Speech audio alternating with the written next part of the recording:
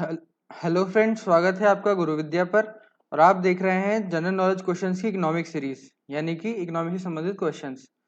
तो हम स्टार्ट करते हैं आज के पहले क्वेश्चन से। भारत में खादी एवं ग्रामीण उद्योग आयोग की स्थापना किस पंचवर्षीय योजना के तहत की गई थी? हमारे पास चार ऑप्शन है: प्रथम, द्वितीय, तृतीय या फिर पांचवी। हमारा आंसर क्या है? बी, द्वितीय। ना प्रथम, ना तृतीय, ना ही पांचवी। कौन सी? द्वितीय के अंतर्गत की गई थी। ठीक है, आगे चलते हैं हम। सार्वजनिक क्षेत्र के वाणिज्यिक बैंकों की सर्वाधिक शाखाएं किस राज्य में हैं? तो किस राज्य में है? हमारे पास चार ऑप्शन है: मध्य प्रदेश, महाराष्ट्र, पश्चिम बंगाल या फिर गुजरात। हमारा आंसर क्या है? ए, उत्तर प्रदेश। ठीक है, ना महाराष्ट्र, ना पश्चिम बंगाल, ना ही गुजरात। कहाँ सबसे ज्यादा ब्रांच किधर है? उत्तर प्रदेश में। आगे चलते हैं अब हम। पवन ऊर्जा के उत्पादन क्षेत्र में भारत का विश्व में कौन सा स्थान है? तो भारत का विश्व में कौन सा स्थान है? हमारे पास चार ऑप्शन है: पहला, दूसरा, तीसरा या फिर चौथा। हमारा आंसर क्या है? डी, चौथा। ना पहला, ना दूसरा, ना तीसरा। पवन ऊर्जा के स्थान में कौन सा है? अपना चौथा, पवन ऊर्जा के उत्पादन में। ठीक है, आगे चलते हैं अब हम। निम्नलिखित में से 301 किससे संबंधित है? 301 किससे संबंधित है? हमारे पास चार ऑप्शन है: अंतरराष्ट्रीय संधि, परमाणु विस्फोट, मानवाधिकार या फिर मुक्त व्यापार में अवरोध। और आंसर क्या है? डी, मुक्त व्यापार में अवरोध। न अंतरराष्ट्रीय संधि, न परमाणु विस्फोट, न ही मानवाधिकार। किससे? मुक्त व्यापार में अवरोध। आगे चलते हैं अब हम। सर्वाधिक बार बजट पेश करने वाले वित्त मंत्री कौन से थे? यानी कि 10 बार बजट पेश करने वाले वित्त मंत्री कौन से थे? हमारे पास चार ऑप्शन है: James Wilson, John Mathai, Murari ji Desai या फिर षडमुशम शेट्टी। हमारा आंसर क्या है? C, Morarji Desai. James Wilson, John Mathai, नहीं षडमुशम शेट्टी। कौन? मुरारजी देसाई ने कितने बार? 10 बार बजट पेश किया था। ठीक है, आगे चलते हैं अब हम। निम्नलिखित में से राष्ट्रीय विकास परिषद का अध्यक्ष कौन होता है? तो कौन होता है राष्ट्रीय विकास परिषद का अध्यक्ष? हमारे पास चार ऑप्शन है: प्रधानमंत्री, वित्त मंत्री, राष्ट्रपति या फिर गृह मंत्री। हमारा आंसर क्या है? ए, प्रधानमंत्री। ठीक है, ना वित्त मंत्री, राष्ट्रपति, ना ही गृह मंत्री। कौन होता है? प्रधानमंत्री। क्या होता है? राष्ट्रीय विकास परिषद का अध्यक्ष। ठीक है, आगे चलते हैं अब हम। अब तक भारतीय रुपये का कितनी बार अवमूल्यन किया जा चुका है? तो कितनी बार किया जा चुका है अवमूल्यन भारतीय रुपये का? हमारे पास चार ऑप्शन है: एक बार, दो बार, तीन बार या फिर चार बार। हमारा आंसर क्या है?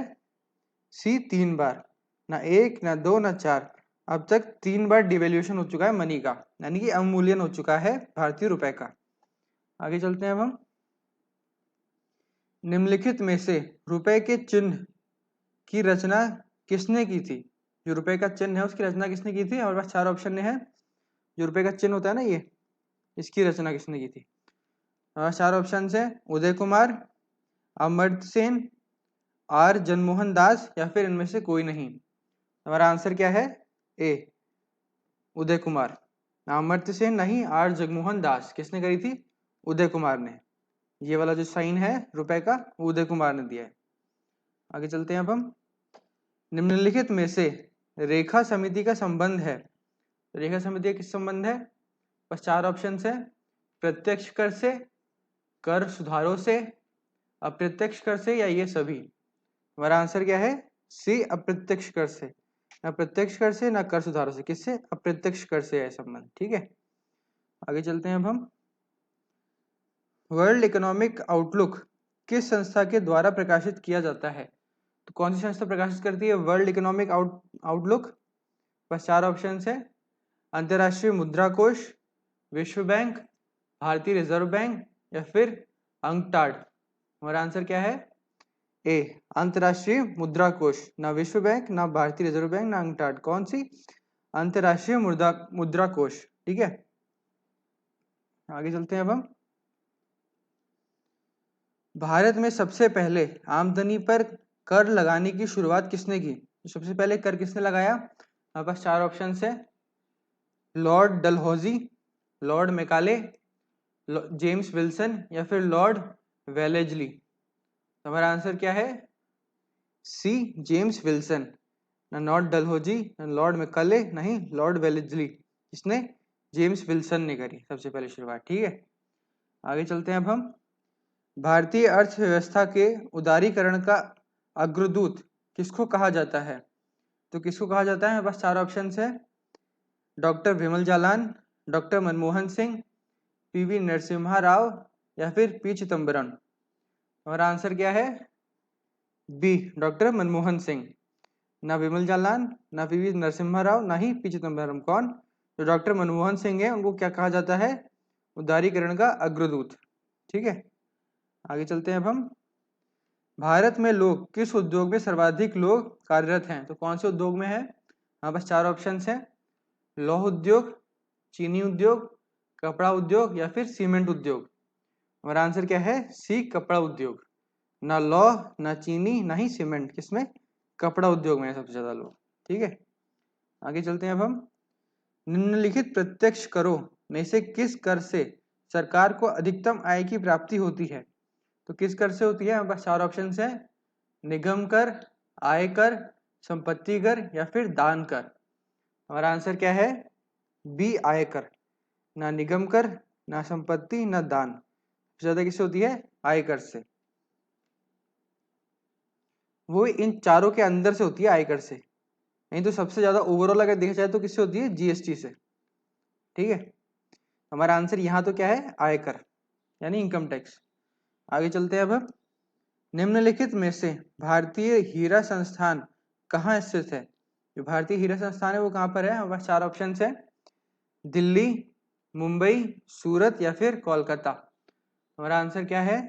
सी, सूरत। ना दिल्ली, ना मुंबई, ना कोलकाता, कहाँ? सूरत से। ठीक है, आगे चलते हैं अब हम। भारत सहायता क्लब की स्थापना किस पंचवर्षीय योजनावधि के दौरान की गई थी? तो कौन सी अवधि के दौरान की गई थी? हमारे पास चार ऑप्शन है, द्वितीय, तृतीय, चतुर्थ या फिर पांचवी। हमारा आंसर क्या है? ए, द्वितीय। न तृतीय, न चतुर्थ, न ही पांचवी। कौन सी? द्वितीय में क्या हुई थी? भारत सहायता क्लब की स्थापना। आगे चलते हैं अब हम। निम्नलिखित में से 10वीं पंचवर्षीय योजना के दौरान समवृद्धि दर अधिकतम थी? किसके अंदर थी अधिकतम? हमारे पास चार ऑप्शन है, दलहन और तिलहन में, फल एवं सब्जियों में, अनाज में या फिर अन्य फसलों में।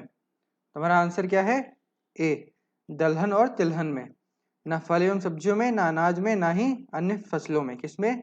दलहन और तिलहन में। आगे चलते हैं अब हम। निम्न में से कौन एक संवैधानिक निकाय नहीं है? संवैधानिक निकाय कौन सा नहीं है? बस चार ऑप्शन है, निर्वाचन आयोग, वित्त आयोग, लोक सेवा आयोग या फिर नीति आयोग।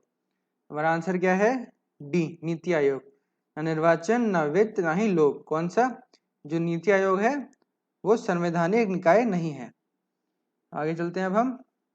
निम्नलिखित में से स्वर्णिम क्रांति किससे संबंधित है? तो स्वर्णिम क्रांति किससे संबंधित है? हमारे पास चार ऑप्शन है, रेशम कीट पालन, उद्यान कृषि, मधुमक्खी पालन या फिर अंगूर उत्पादन। तो हमारा आंसर क्या है? उद्यान कृषि, बी। ना रेशम कीट पालन, ना मधुमक्खी, ना ही अंगूर। इससे उद्यान कृषि से। ठीक है, क्या है? स्वर्णिम क्रांति। आगे चलते हैं हम इस वीडियो के लास्ट क्वेश्चन पर। भारत में बेरोजगारी के आंकड़े एकत्रित एवं प्रकाशित कौन करता है? कौन करता है बेरोजगारी के आंकड़े? बस चार ऑप्शन है, योजना आयोग, वित्त आयोग, SNSO या फिर UNO। तुम्हारा आंसर क्या है? NSSO। ठीक है, जो NSSO है वो करता है।